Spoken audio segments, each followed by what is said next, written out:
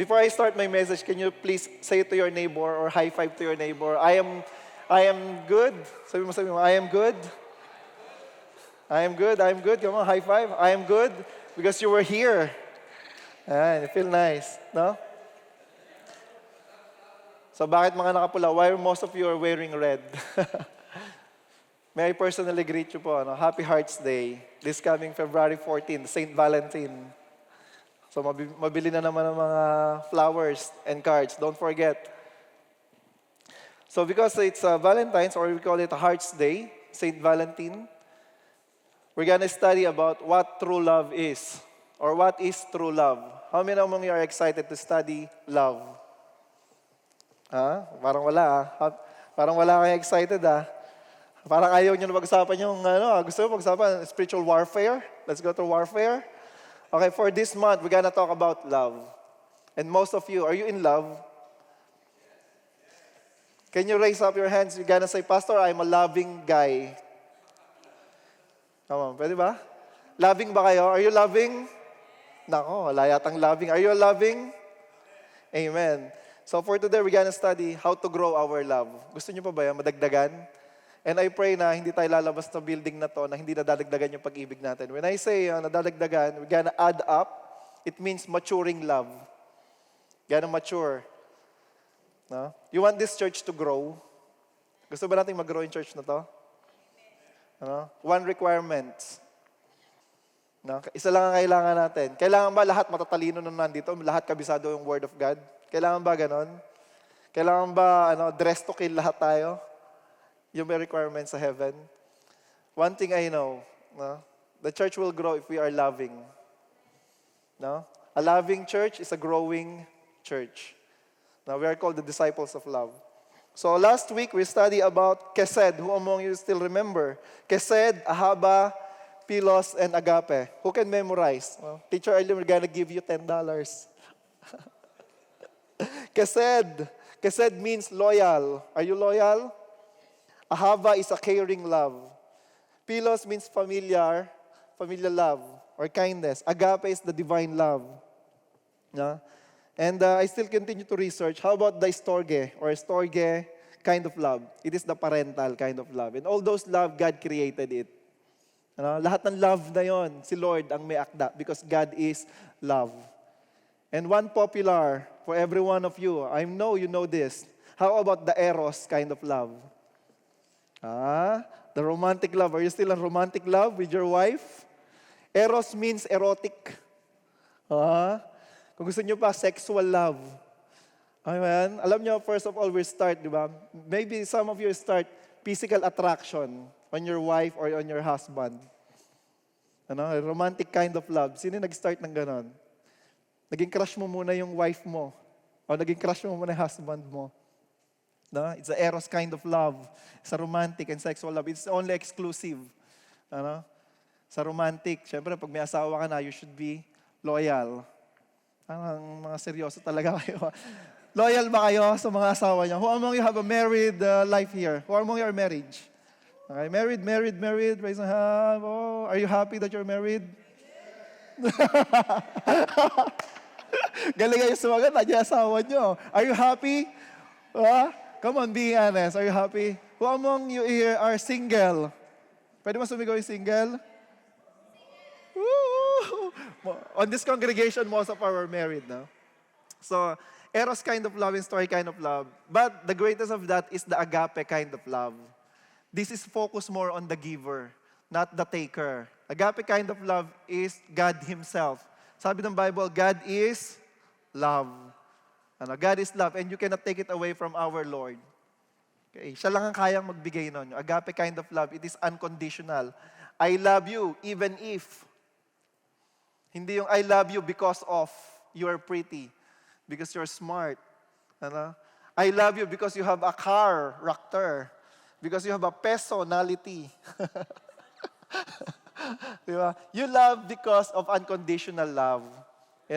All of us, tatanda po tayo, and then the gravity will take away all our handsomeness and your beauty. Your beauty, mawawala yun. But the most important is within.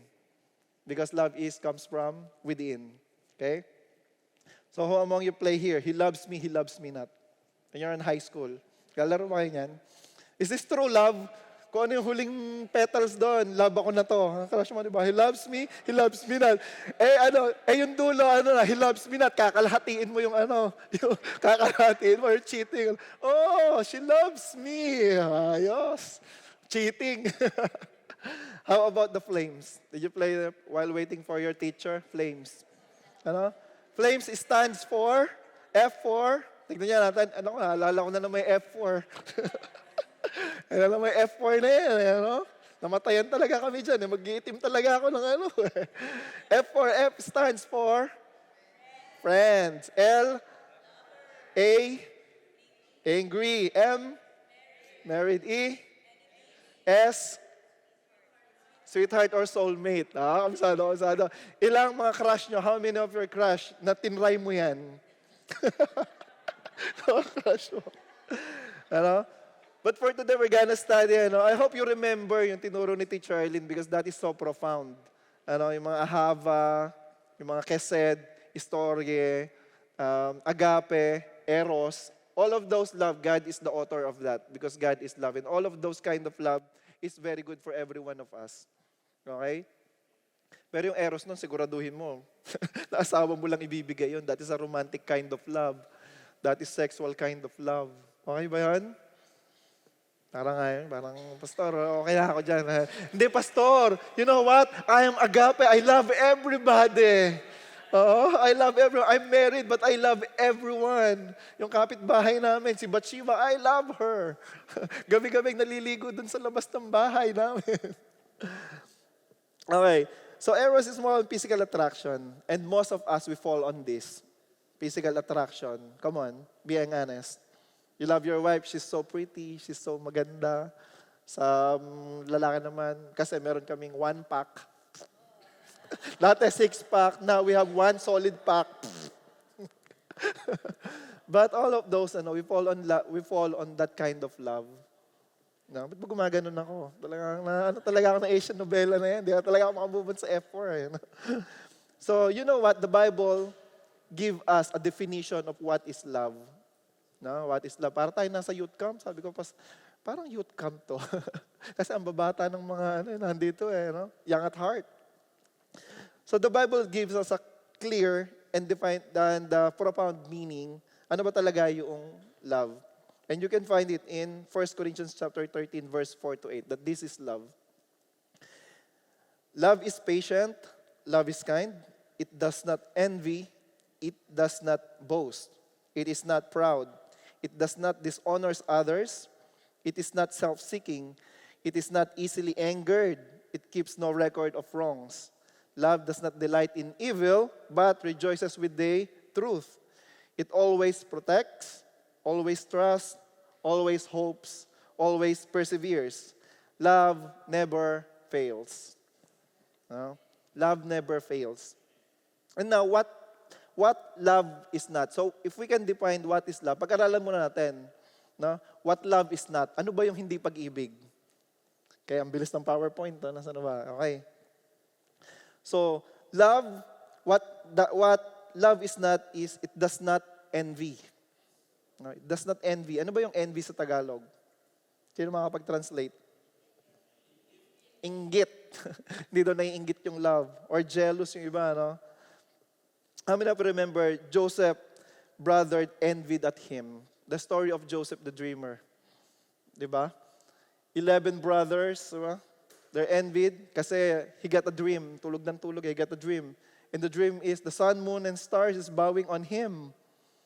Diba? And the stock of, trigos, bow down at him. And because of that dream, his brothers get envied at him.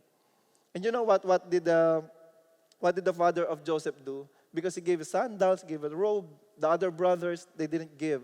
But because of Joseph, he's so special, the favoritism. If you can follow me in Genesis chapter 37, verse 3 to 11, allow me to read to you. Wala na po dito sa PowerPoint yun. Pero pay attention to listen. Now Israel loved Joseph. Israel is the father of Joseph. This is a Jacob, if you remember. Joseph is a Israel. Now Israel loved Joseph more than all his children because he was the son of his old age. And he made him a distinctive long tunic with sleeves. But when his brothers saw that their father loved Joseph more than all of his brothers, they hated him. Paborito ba kayo ng mga anak nyo? Here we can see a dysfunctional family because the father have a favoritism. Ang dami-daming anak pero si Joseph lang yung nakatunik. Si Joseph lang yung naka-Jordan. Nakita ko si Jordan yan. Binila ni Israel ng Jordan pero yung isa, wala. Alam niya dito nag-i-start yung dysfunctional family. Ano? As most of us were parents, we shouldn't practice favoritism. Okay ba dan? It does not envy. It does not boast. Ano yung boast? Kayabangan. Ano? Among all the virtues, you know what's the hardest virtues? Humility. Because the moment that you think that you are humble, that is boastful na. Pag inisip mo na humble ka, ano, how among you are humble here? Sino humble? Wala na. Pag nagtaas kayo ng kamay, you are boastful, you are proud. Wala na. Hindi ka din humble. Do you get it? It's so hard. That's why most of the humble person is so meek. Napakatahimik. Yeah. In Matthew chapter 11, verse 29, let's see what is the character of Jesus when he encouraged everyone to follow him. Jesus says, "Take my yoke upon you and learn from me." Okay, pay attention to this. Learn from me. Ano yung gusto matutunan? I am gentle and humble in heart. That is Jesus. Jesus is so humble. Humble enough that He offered His life for every one of us. Will you die for your friends? Will you die for somebody else? Or make it deeper, will you die for your wife or husband? Can you ask your husband right now if you're sitting beside him? Can you ask your wife, will you die for me, Han? Pangga? Love? Sweetheart? Diba? Nobody wants to die for you. But Jesus chose to die for you because He is love. Because God is love. Tawa kayo ng tawa dyan, mamaya kurutan kayo ng kurutan dyan. Tatanong nyo talaga sa asawa nyo, will you die for me? What love is not? It is not proud. No, it is not proud. There is a similarity between boasting and pride. The only difference is, the boasting is for outside. Okay? While pride is for inside. Ano ba yung for outside? Pinagyayabang mo. Kunyari yan, nakapula ako. Ayan, yabang. Pangalawang suot ko pa lang to. Yabang.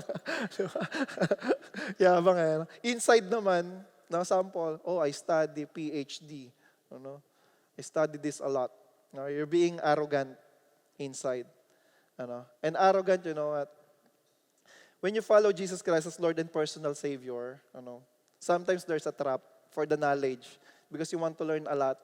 Be careful what you put in your mind because it makes you arrogant. Pag natutunan mo yung sa Bible, minsan, nagiging arrogant, madami kang natutunan, super excited ka. Pero that is not who we are. Because Jesus Christ tells us to love. Love covers all sin. He teaches us to love one another. Teaching us, love your enemies, love your neighbor. No? Wala kang kawala sa Panginoon.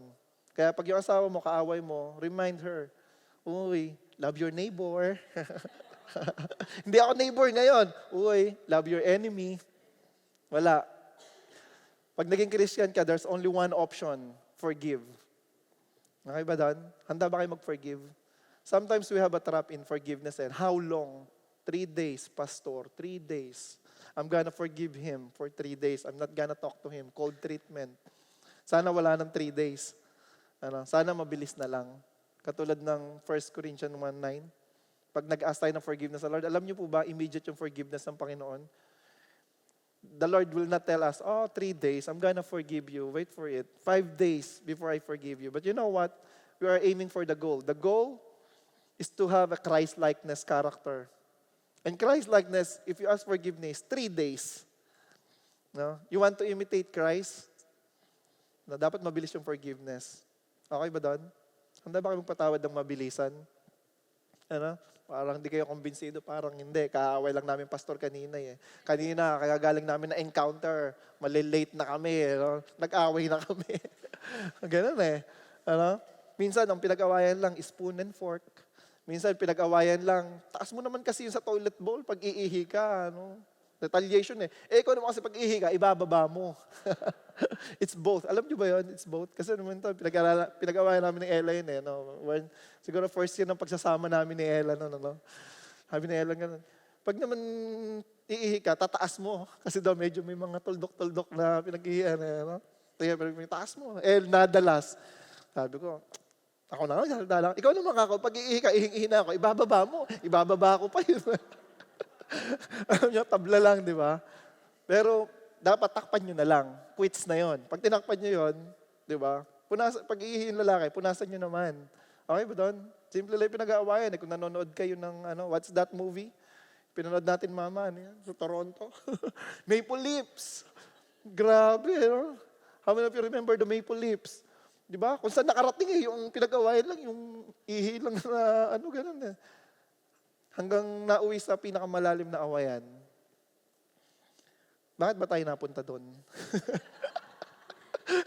In 1 Corinthians chapter 13, verse 5, it does not dishonor others. Dishonoring, In a husband and wife, ito, kitang-kita natin, In a husband and wife. We're studying here, alam ko kasi na pag loving yung family, they will bring that kind of love here in the church.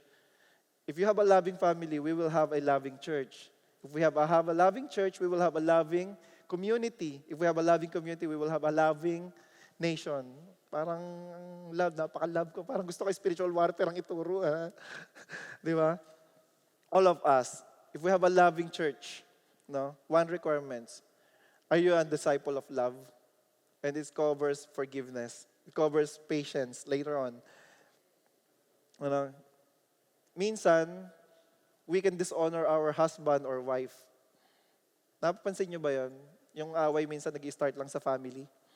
Nagkikwento si lalaki, nagyayabang si lalaki sa mga kabarkada niya. Ang reaction ni Mrs.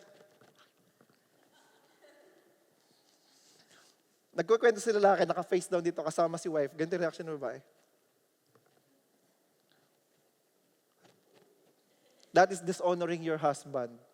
Same thing sa babae. Pag nagyayabang naman yung babae, number one calling ng babae, listen to this, you are the number one cheerleader of your husband. You are the number one cheerleader. We don't dishonor your family members. Sa mga bata naman, dishonoring is when we shouted at them. Even though they're 3 years old, 4 years old, 5 years old, we never shout at our kids. Kasi even though they're young, they need respect and dignity na kayang ibigay. Okay ba doon? May mga anak tayo Kasi kala natin bata, wala sa kanila yun eh. Pero kami, we start practicing. Pag binabawal namin, hindi kami sumisigaw. Kasi that's dignity ng mga bata. Di ba? Alam ba natin yan? May mga dignity din sila kahit bata. So, rude and impolite, yun yung sa dishonoring. Sa bahay, honor your father. Honor your parents. Honor means you have a GMRC. Alam niyo ba yung GMRC? Who among you remember GMRC?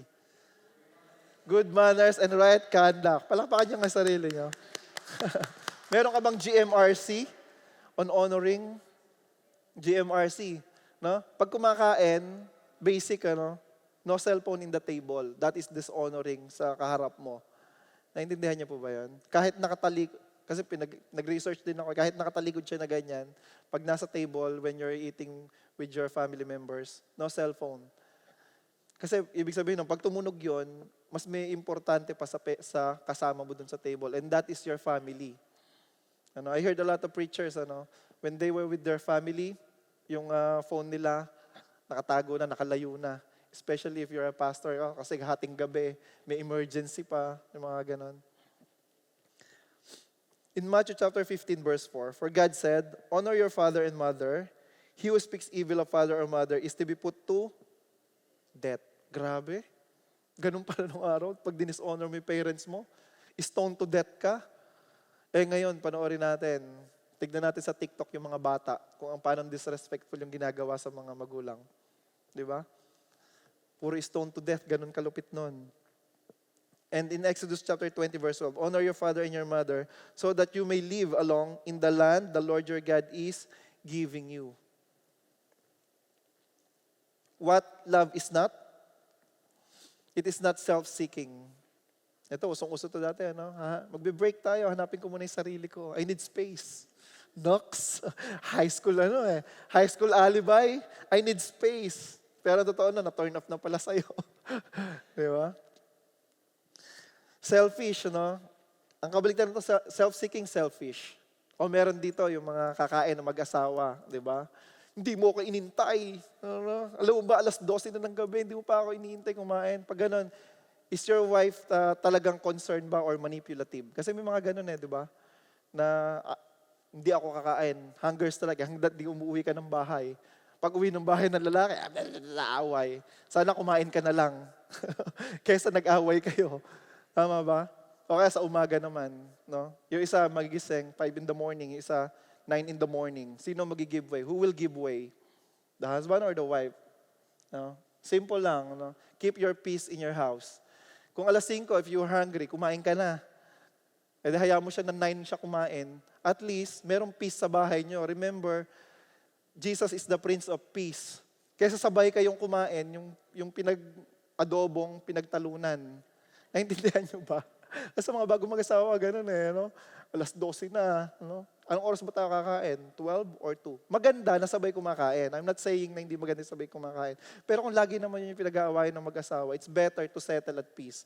Where is the minimum that you can give to your husband and wife para merong peace sa bahay nyo? Pinag-usapan namin one time, because we're educated in the Philippines, may mga kasabihan yung mga matatanda sa mga mag-asawa. Diba? Pagpasok ng simbahan, tatapakan mo daw yung paa ng lalaki. Tinatanong ko si mama dito. Para daw siya yung magli-lead. Is that biblical that the women will lead? Dami nating natutunan. It's not. Pag matutulog sa gabi, dapat mas mataas daw yung una ng babae para siya yung leader ng family. The Bible tells us the father is the head of the family. Who among your father? Come on. Father, we are called to lead. Sa kasal, in a marriage ceremony, meron doon na cloth. Yung, tawag doon? Belo. Yung belo nakasuot sa babae, sa ulo niya, and then nilalagay sa shoulder ng lalaki. I have one question. How many head yung nandun na nakawala sa belo? Head ng lalaki because the father is the head of the family. Pero sa Philippines kami, mga alpha omega na mga babae. Tawag doon. Kasi miyembro ng alpha omega. Gusto siya leader But we need to have, very prone ng Pilipino sa dysfunctional family. Very prone. Kasi yung mga babae gustong mag-lead. Pero hindi we are called men. Tandaan nyo to, saksak nyo sa baga nyo. In English, suck it in your lungs. Suck it in your lungs. That you are the leader of family. That you are the leader. Kaya nga sa belo, yung lalaking ulo lang yung nakalabas doon because you're gonna be the leader. Sa kasal, di ba? Yung mga, the pastor who will ordain, the pastor who will do the ceremony. Di ba sinasabi niya, babae, kayo ay papasakop, hindi mamasakop. Di ba? Kasi yung iba magmamasakop Okay ba yun? Sa God is able, lahat magpapasakop. Amen. So mga single, amen. So self-seeking, do not be selfish. Yung mga simple lang na pinagtatalunan nyo kung ano gusto nyo adobo, may sabaw ba or hindi. Magluto kayo ng tigisa. Contest ng adobo, at least masaya kayong kumakain. Simple lang di ba? Ibig sabihin, promote peace in your home. Because God is the God of order and He is the Prince of Peace. Para pagdating sa simbahan dito, hindi kayo mukhang busangot, nadag-away kayo sa adobo. Magkaiba kayo ng luto na ganito, mag-contest kayo, sige, okay lang.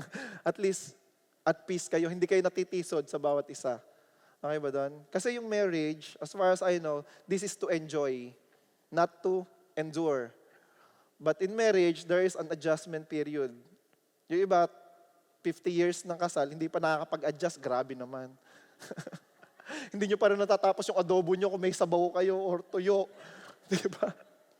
Hindi pa na natatapos kung itataas ba yung toilet seat or ibababa. 50 years na kayo, come on. You need to kailangan natin harapin yan mga kapatid para meron tayong peace. Tama ba doon? Sino susundo? Ayan. Ilang oras kang magne-Netflix? Sino magsasaeng? Diba? Kila Jeff may arrangement eh. No? Isang taga-saeng, isang taga-kain. Isang taga-kain, isang taga-kain. Ano? Dapat meron tayong peace. We should have a peace in the family. Who will cook? Who will wash the dishes? You need to settle those. How about the budget? Who will handle the money? Is it the girl? Is it the husband or the wife? Answer is, who among you are good on handling money? No? Siya yung hahawak ng pera. Sino magtatrabaho?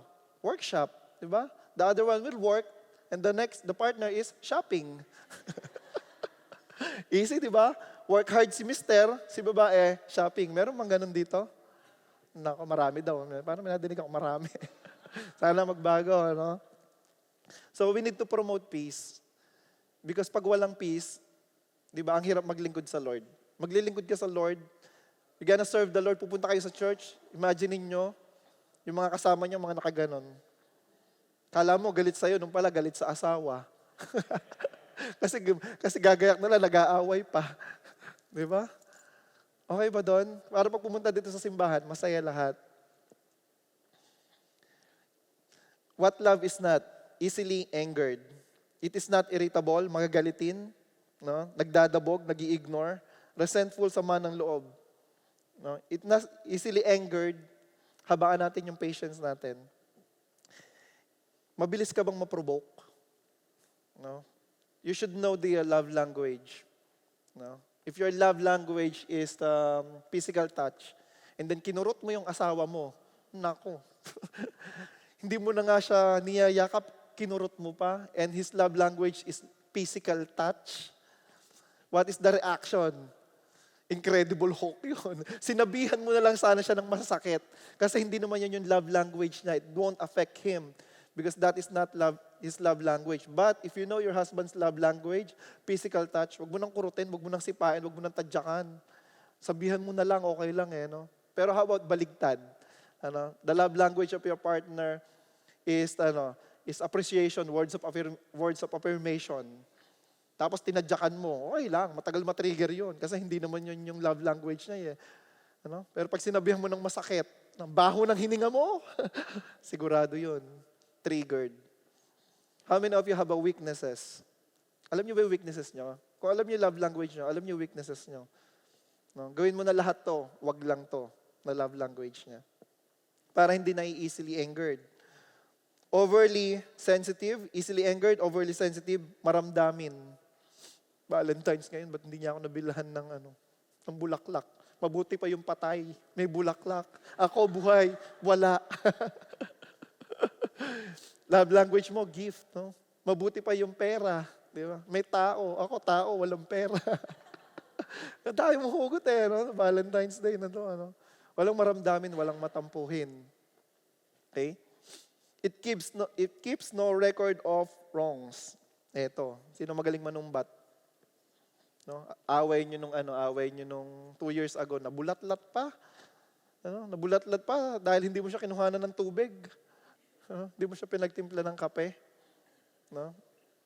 Kape lang eh. No? Kape lang na malamig. Ano ba naman yan? No? Kape ba yan? Ano yan? Ice coffee yan eh. Ang lamig-lamig ngayon, -40, titimplahan mo ako ng ganyan. No? So, sana siya na lang nagtimpla. Always promote peace. Kasi kaya mo naman eh. And then do it on yourself. Forget the past and don't focus too much. No? Alam niyo po ba na wala tayong problema? How many among you believe that we don't have a problem?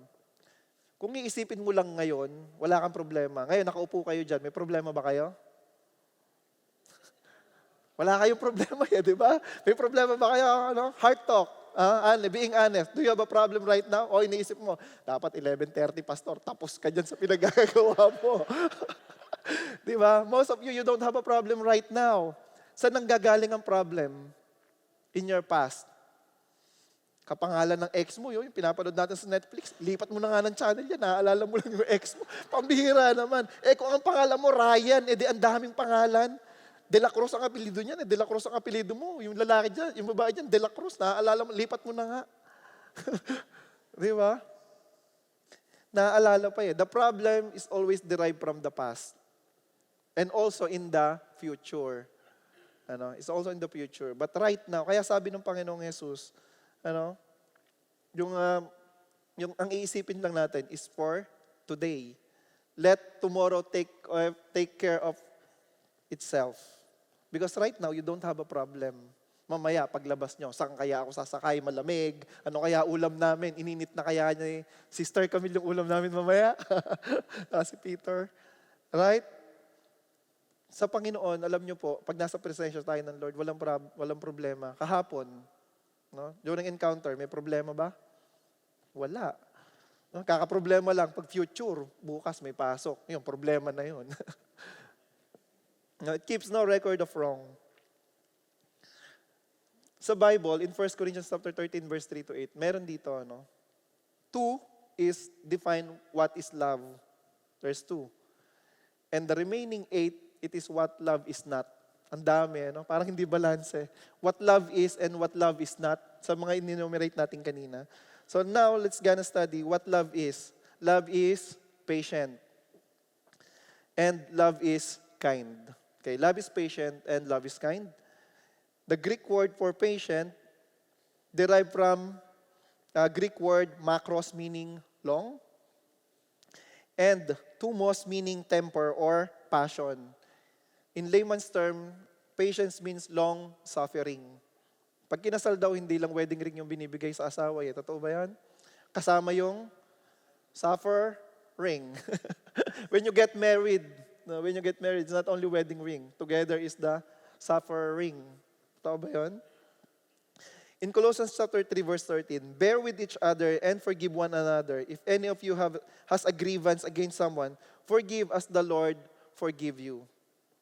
Being a Christian, we're giving everyone a license to abuse us. Sa totoo lang.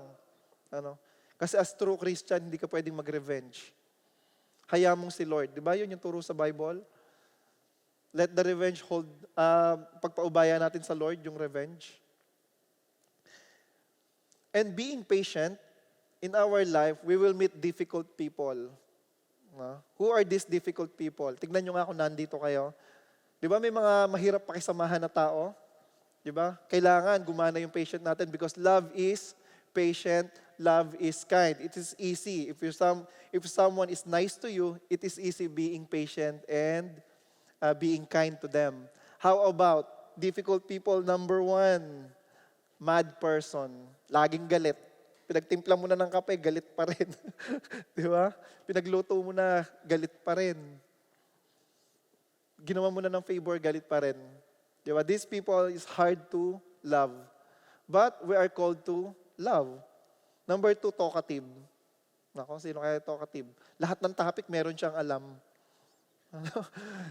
yung pati pag-o-opera yata ng puso, alam niya, pati heart transplant eh, Ito yung taong kausap mo na paiba-iba ng topic para lang mai-insert niya yung sarili niyang opinion.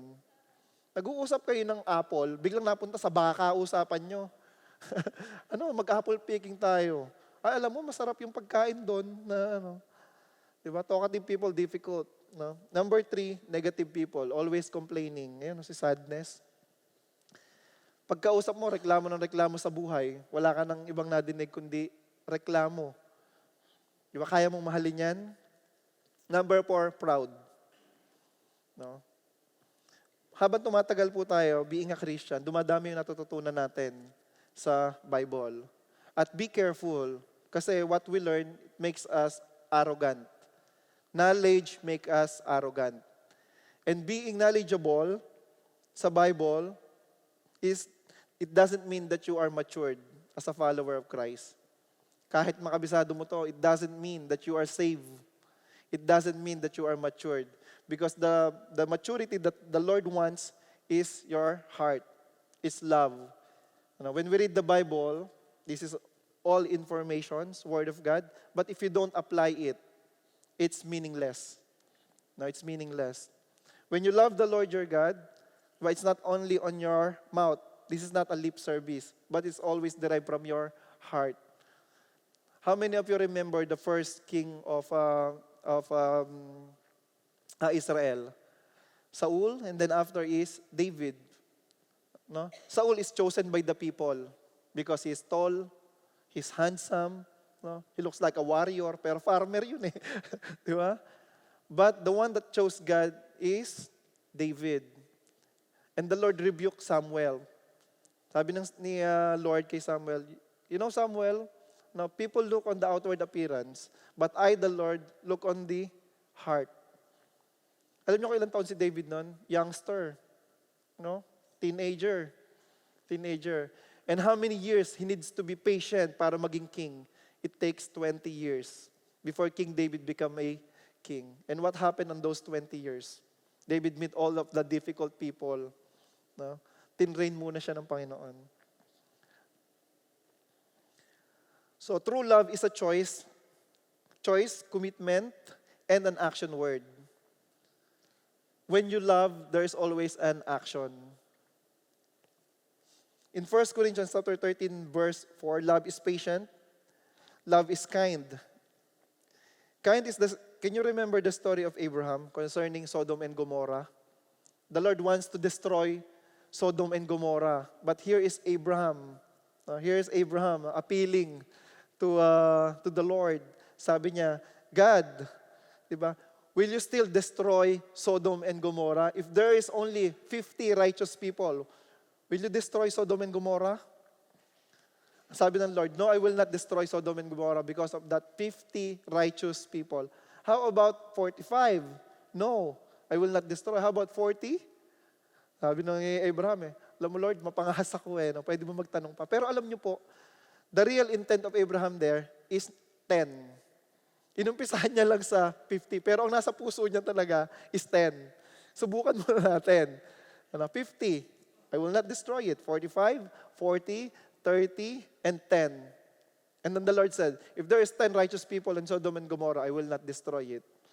But the question there is, did he found 10 people in Sodom and Gomorrah? No. Kaya umulan ng asopre. It's because there's no 10 people. Nakita niyo yung kindness ng Panginoon doon? Sino mga ngahas na magtanong sa Lord? Kung tayo yon, di ba? Ginunaw na natin yon. 50, tapos na agad yon. What love is, it's rejoice with the truth. No? Do I rejoice when I heard bad news about someone who did me wrong in the past? Nagre-rejoice ka ba sa truth pag pinagpala or naiinggit? No? Tayo, nagre-rejoice tayo sa gossip. Di ba? Rejoices with the gossip. Alam natin yung gossip. No? It's not true. Alam natin yung assumption. As you and me. It's not true. The Bible tells us, rejoice with the truth. No? Sino dito nagpa-fall sa gossips? Gustong-gusto natin yung gossips. No? Ano ba yung gossip? Yung pinag-uusapan yung tao, pero wala naman doon. Tapos wala ka naman na solusyon. Alam mo yun, yung gusto mo lang na i-down yung tao. Pero at the end of that, wala naman naging resolution. In 1 Corinthians 13 verse 7, it always protect. This is love now, it always protect. And this is the love of God. This is now the love of the Father. Sa bawat isa sa atin, it always protect. How did the Lord protect us? No? Paano ka iniingatan ng Diyos? Paano ka pinoproteksyonan? Sa Old Testament, how many of you remember, pillar of fire and cloud? Di ba nung lumabas sila sa Israel? Pillar of fire, paggabi. Kasi madilim, darkness, papunta ng promised land. And then malamig. They need fire. And in the day, they need a shade. There's a pillar of cloud. And dito, yung mga damit nila, yung kasuotan nila for 40 years. Di ba? Hindi nasira yung mga damit nila, yung mga sandalyas nila. That's how God loves you. And also the food, libre breakfast, lunch, and dinner. Ang tawag doon, manna. No? Bread from heaven. Sabi ng iba, skyflakes. Kasi bread from heaven daw. Sa Pilipinas lang pala may manna. Kataon. Kasi skyflakes, bread from heaven. And also there's a mountain dew. Di ba? Nung pinalo ni Moses yung lumabas doon sa bato, yung mountain dew, tubig yun. Pinibiro lang kasi ng iba na mountain dew. How about the protection of Daniel in the lion's den? How about the friends of Daniel in Shadrach, Meshach, and Abednego? They were walking in the fire. Not only walking, they were dancing. Ano, nagtitiktok doon, tapos meron pang 4 na person, it looks like God. That's how, sino makakagawa nun? It's only God. It's only supernatural. Para malaman natin na ganun siya ka-protective sa bawat isa sa atin. Okay. It's always trust. God always trust, no? Sabi niya doon sa Isaiah 26:4, trust in the Lord when? Today? Ngayon lang ba? In Isaiah 26:4, trust in the Lord forever. For the Lord God is an everlasting rock. Okay. And Isaiah 1:18, come now, let us settle the matter, says the Lord. Though your sins are like scarlet, they shall be as white as snow. Though they are red as crimson, they shall be like wool. Kahit kailan tayo lumapit sa Panginoon, mapagkakatiwalaan natin siya. Kaya nga hindi tayo nangangamba na lumapit sa Kanya. No? No hesitation. If you commit sin, ask and He will forgive you. No? What is the lies of the enemy behind that? Kasi minsan ayaw natin mag-repent, kala natin hindi tayo patatawarin ng Panginoon. Nadinig niyo po ba ako? Minsan ayaw natin mag-repent. Bakit? Feeling mo ang taas-taas na ng nagawa mong kasalanan. How many of you, David, commit a lot of sin against the Lord? He commit adultery, no? Nung kay Bathsheba, he killed many people. Kaya nga nung si David, nung gagawin na yung temple, sabi ng Lord sa kanya, no, David, you cannot do the temple. Why? Too much blood on your hands. Ang dami mo nang pinatay, tapos ikaw yung yung magtatayo ng temple ko. Pero the grace of the Lord, nandun kay Solomon. No, siya yung nagpatayo ng temple. Always hopes, Jeremiah 29:11. No? When you love the Lord your God with all your heart, with all your soul, put your hope in Him. Hindi hope sa trabaho, hindi hope sa tao na to. No? Na, ay, pag naging asawa ko to, mayaman siya, yayaman na din ako. Adik ka ba? Hindi niya yaman yun, yaman ng magulang yun. Di ba? Normally, di ba, yung mga mayaman pa, ayaw pang pamanahan yung mga anak nila kasi they want to start na sila yung magsumikap. I want to tell you na before we get married, guys, you are complete. You are 100% complete. Don't ask for your partner that, ay, pag napangasawa ko to, he will complete me. No, it's not true. Because you are already complete. And that is the dilemma minsan. We want to change our husband, we want to change our wife. Dito nag-uugat yung maraming problema. Gusto ko kasi ganito siyang magluto ng adobo talaga eh. Laging adobo talaga eh. May sabaw eh. Lord, in the name of Jesus, no? Pag nagluto siya, may sabaw na Lord yung adobo. Grabe. 20 years na, yung pa rin ng prayer mo. Hindi mo siya kinakausap tuwing umaga. Tuwing magluluto siya ng adobo, away. Sabi, masarap naman yung adobo ko. Sabi ng asawa mo, masarap naman yung adobo ko. Simpleng solusyon lang pala. Tanong mo, ano ba yung gusto niya? May sabaw? O di punuin mo ng sabaw, gawin mong goto. Di ba? Alam mo, pag nagluto ka sa asawa mo, kahit simpleng goto lang yan, basta punong-puno ng pagmamahal yon, na-appreciate. Di ba? Minsan naman tayo, hindi naman tayo nakabase doon sa lasa eh. Tama ba? Kasi gusto natin ma-please yung nag-prepare. Di ba? Alam natin yun, di ba? Pag kakain ka, ang sarap ng kaldereta na ito, pag nakaharap, pag talikap, napanood nyo ba yun sa TikTok? Yung mag-asawa, di ba? Pinagbuksan niya ng pintuan. Ganito mahal na mahal ko yung asawa ko. Kaya pinagbubuksan ko siya ng pintuan, ng kotse. Tapos nung sinara niya, kaya ako yung lagi pinagbubuksan ng pintuan. Paano pag nagsara ng pintuan? Blag, blag, blag. Tapos pag upo niya, I love you honey, I love you too. Tama ba? Minsan ganun lang eh, no? Pag galit ka sa asawa mo, sumbong mo sa Lord. Okay ba yan? Minsan kasi nangyayari, pinapakiramdaman natin yung asawa natin eh, no? Alam niyo ba, madami na napahamak doon sa pakiramdam. Dali naman pala ng solusyon, tanong mo lang. Anong oras tayo gigising? 8:00. Ikaw naman, nagising ka na ng 7, hindi mo pa ginigising. Bahala nga siya sa buhay niya, kumalay siya, kasalanan niya. Diba? Gisingin mo na lang. Uy, gumising ka na dyan. Kaso kung araw-araw naman. What I want to tell you is promote peace and love sa family. Kasi nakikita din po ng mga bata yun. Lagi tayong mag-hope na mababago talaga yung mga pinagpipray natin. And when we pray, tayo po yung unang nagbabago. Always perseveres. Love is chasing you. Yung pag-ibig ng Panginoon, hahabul-habulin ka. Si Jonah, the reluctant prophet. Alam niyo si Jonah, sa Jonah chapter 1 verse 4, the word of the Lord came to Jonah. Sabi niya, Jonah, punta ka ng Tarshish. Sabi ni Jonah, no. Ayoko doon, mainit doon sa Iraq. Doon ako sa Spain. No, kakain ako ng paella.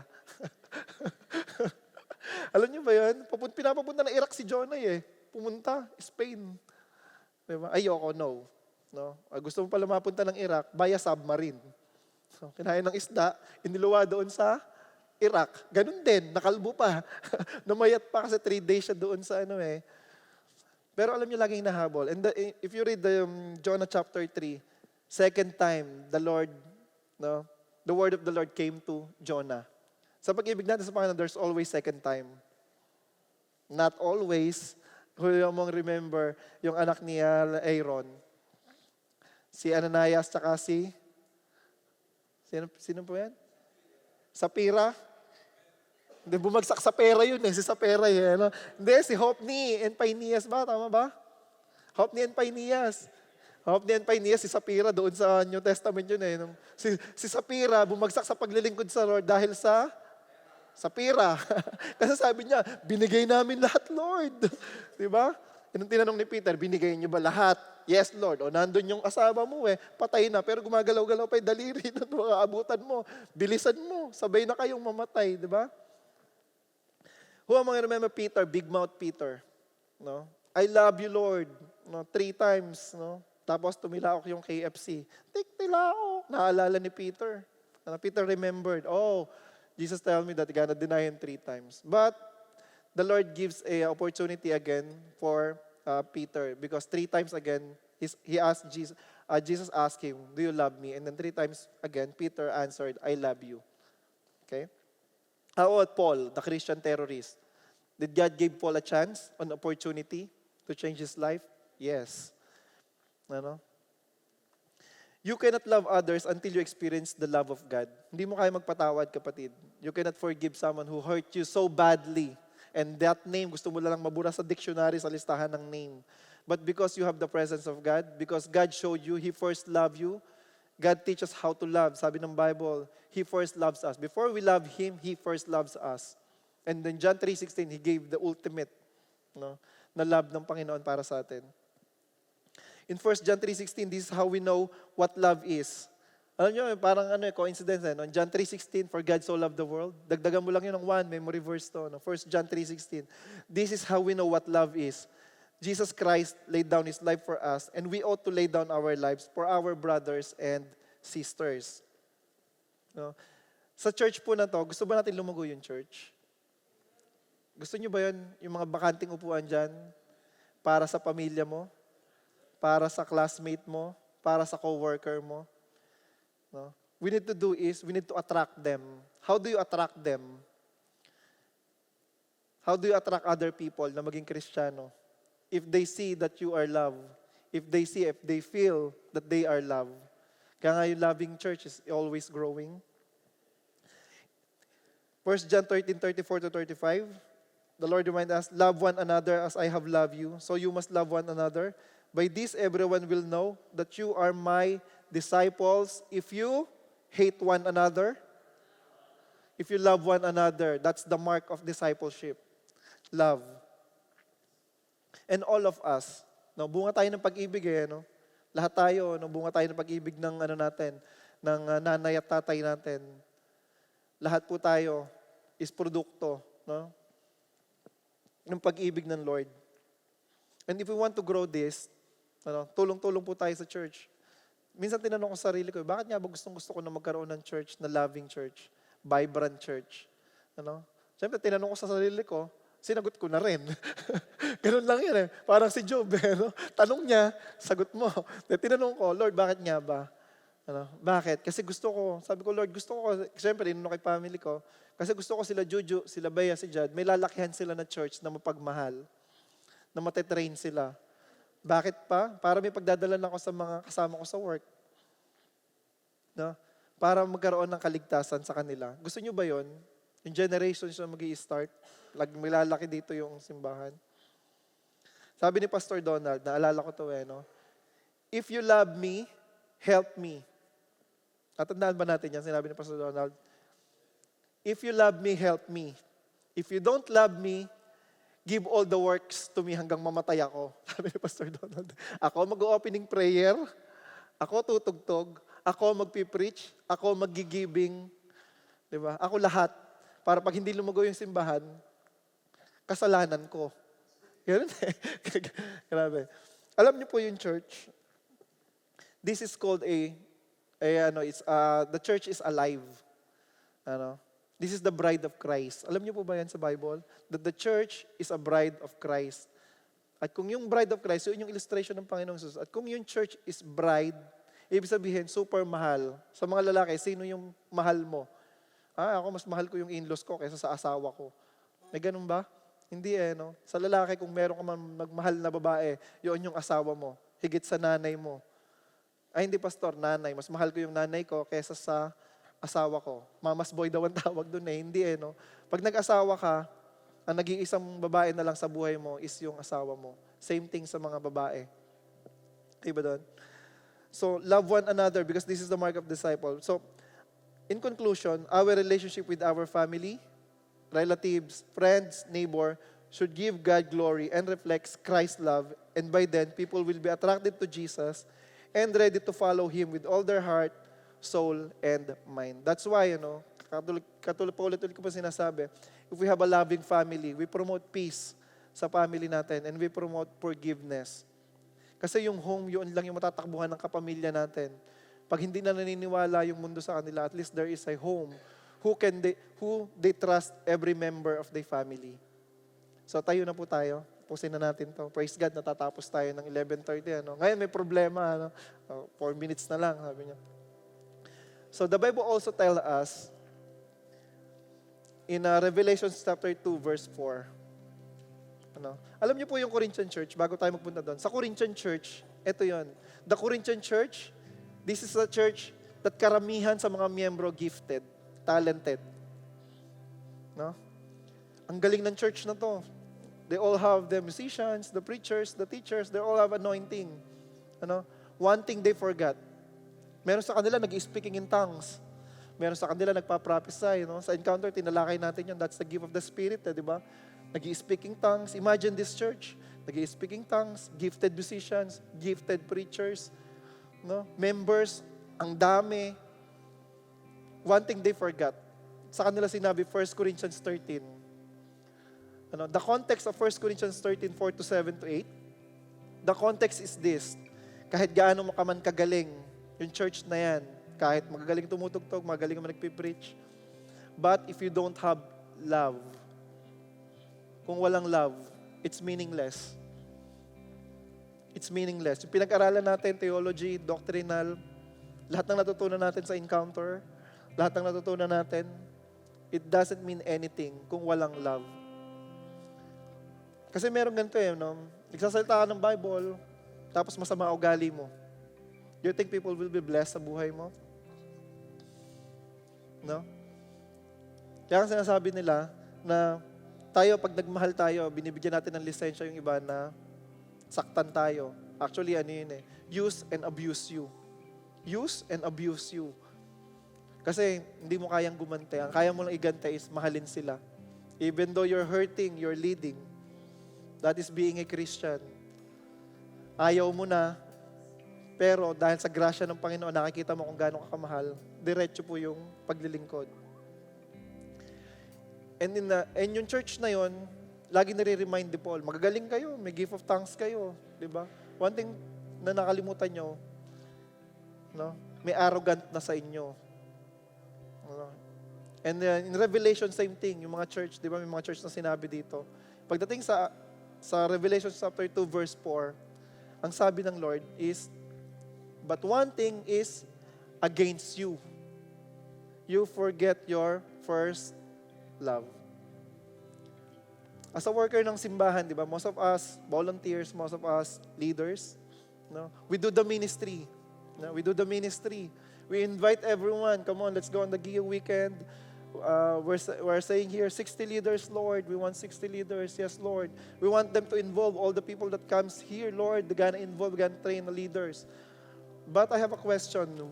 Ginagawa na lang ba natin po yon dahil we are obliged? or dahil mahal natin si Lord? We do the ministry, we do everything, we do the devotions. No? We pray, we do devotions, we do everything. Kasi ganun yung nangyayari sa Corinthians, saka sa Revelations. Tapos sabi ng Panginoon ng dulo, ang sipag naman natin. Pero sinabi ng Lord, but this is against you.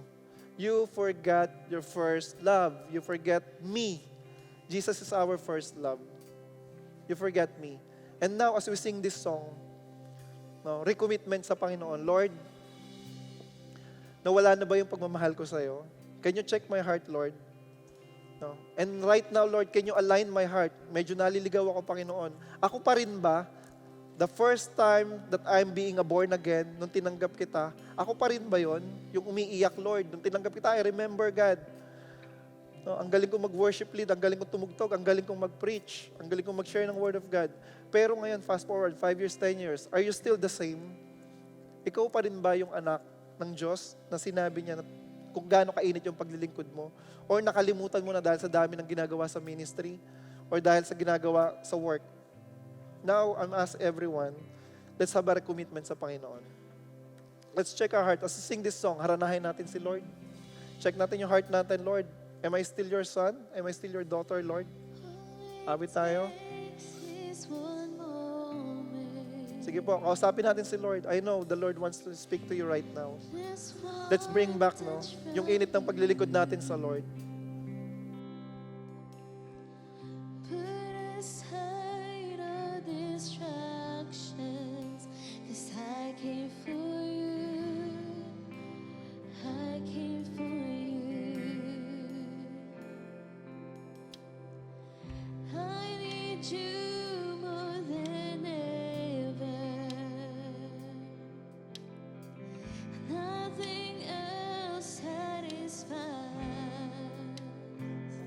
Natatandaan mo pa ba nung una mong tinanggap si Lord?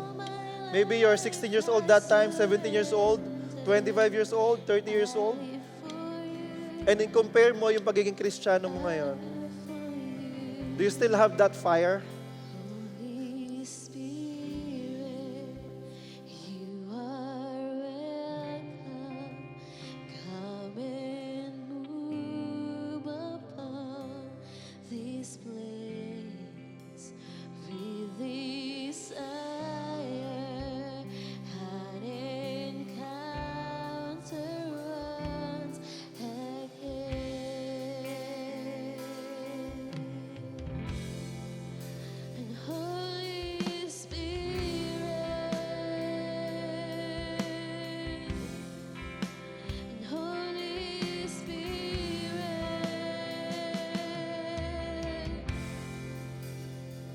Pwede po lapit tayo sa harap. Can we please come forward? No, konti lang po tayo. Can you please everyone come forward? Lapit po tayo. Lapit tayo. Sige po, lapit tayo. Sama-sama po tayo. Awitan natin ng Panginoon. Lord, I need you badly. I am hungry and I'm thirsty for more of you. Sige po, wag po kayo mahiya. Lapit po tayo sa Lord. Hallelujah.